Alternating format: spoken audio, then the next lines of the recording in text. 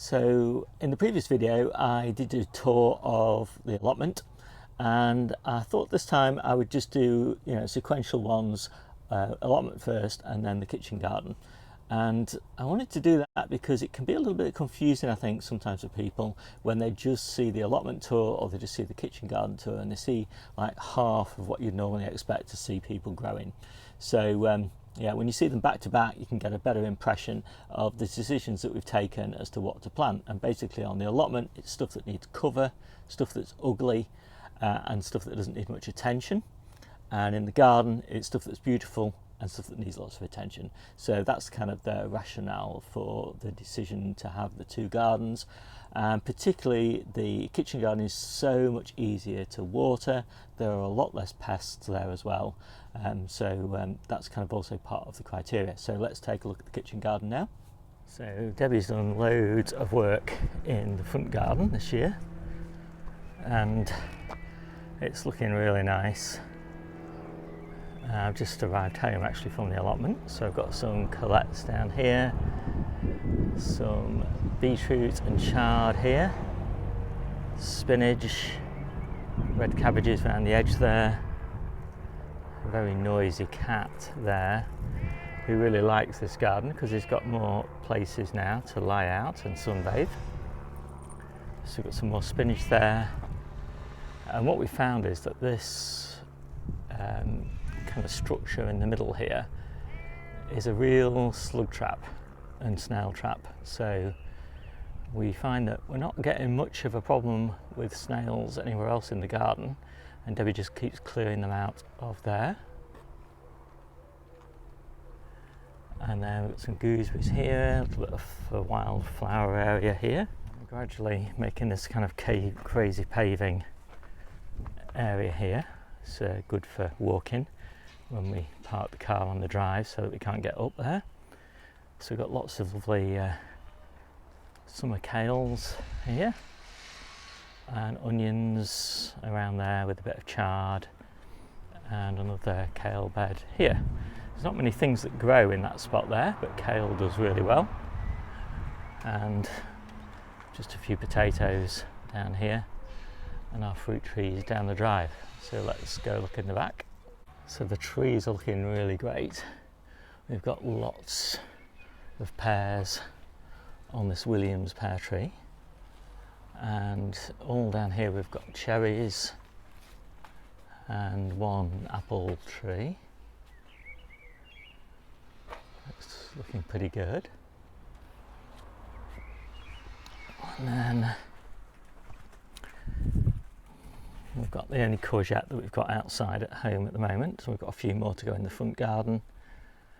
And I've put this structure in this month, and I've basically, it's basically for climbing things, so it's for peas and beans and the like, but it's also got these like little LED lights on it, and it looks really quite nice at night. I've got some lights down there as well, and the combination of those at night are really lovely. So let's just take a walk around here. So we've basically got potatoes down here and beetroot there. For some reason these peas here did not thrive, so I've got a new batch. I think that's one of the things that they went in at the beginning of April, and I think basically they had a frost on them every night, and it didn't kill them, but it really knocked them back. Now these plants here were already in, and so they were big and established, and it makes all the difference getting your plants established early if we have frosts in April and May. So here we've got spring onions anyway, and then main crop onions, and then the last cabbage, which is just about to burst out and go to seed. This is going to be spinach pretty soon, a few lettuces. This is my simple beam frame structure. The canes just go through the top there. Really easy for me to put the canes in and take them out, and I've adjusted them all to length now, and so I'm just going to tie them to the garage there over winter, and yeah, I really like simple solutions, and that one has definitely worked out well. I've got some garlic there that's interplanted with spring onions, more potatoes, and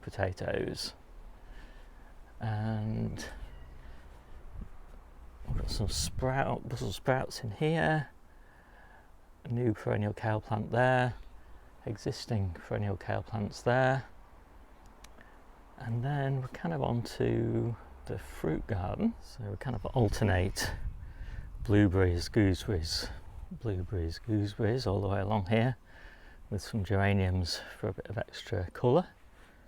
And all of these are doing really well. I think we're going to get a really great crop of blueberries this year. We did some work trying to improve our blueberry growing skills last year. And then down here, looking rather lush compared to last month rather. We've got the strawberries just starting to come into flower. And then the raspberries all the way along the back wall there. And then if we swing around here, we've got potatoes in the corner and a cherry tree.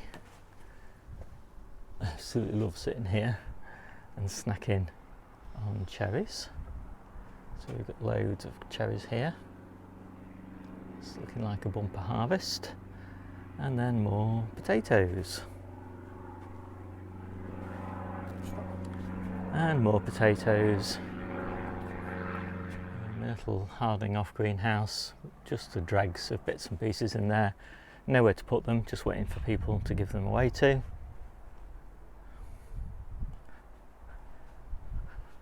And then we've got carrots just starting to germinate, colettes, and then all the way along the back wall there, a grapevine, and then lettuces looking rather fine.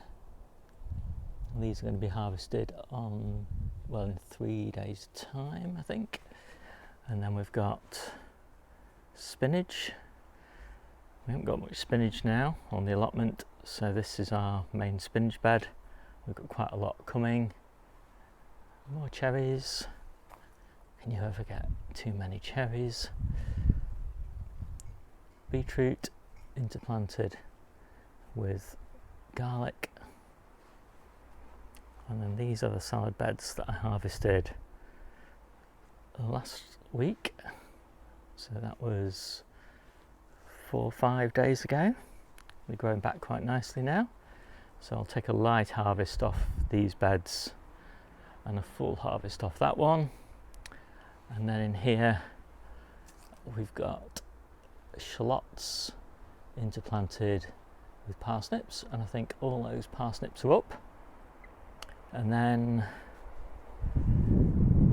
more potatoes. Can you ever get enough potatoes? My little hardening off area, I did a video separately about this, so I won't go into details about that. But I've got these containers at the back there. Currently got green garlic in them.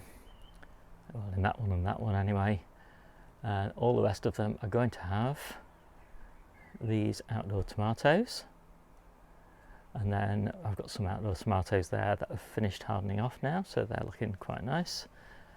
And then more potatoes all the way around.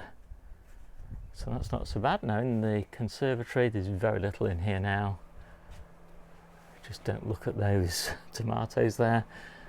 It's just waiting for me to have the energy to pop them on. And the reason because they're so terrible, but there are 2 varieties that I wanted to try this year.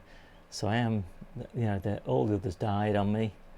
I don't know, I think I had some poor seed or something. Everything else is growing fine. So I'm just going to pop those on just so I can try the varieties. We'll see. I've just got a few little bits and pieces in here. The only thing really that's growing in here now are the cucumbers, and hopefully they'll keep going for a month, and then we'll switch over to the ones in the polytunnel. So there we go. That's the kitchen garden. So if you want to know a little bit more about the way that I garden and also find loads more relevant videos, then I do recommend you take a little look at my ebook. You can find it by just looking in the description of this video or following the link gardening-ebook.info. And there's loads of stuff in here. There's all the basics of gardening, you know, planning, sowing, growing with lights, hardening off, etc, etc. There's loads of stuff about growing all year round, deciding how much space you need, becoming self-sufficient. There's loads of year-round growing guides, and I've just started working on individual growing guides as well, and those are pretty useful, but there's a lot of them to write, so I shall be working on those over winter. So I hope you like this quick video. My name's Steve Richards. This is the Seaside Kitchen Garden and Allotment channel, and I'll see you soon.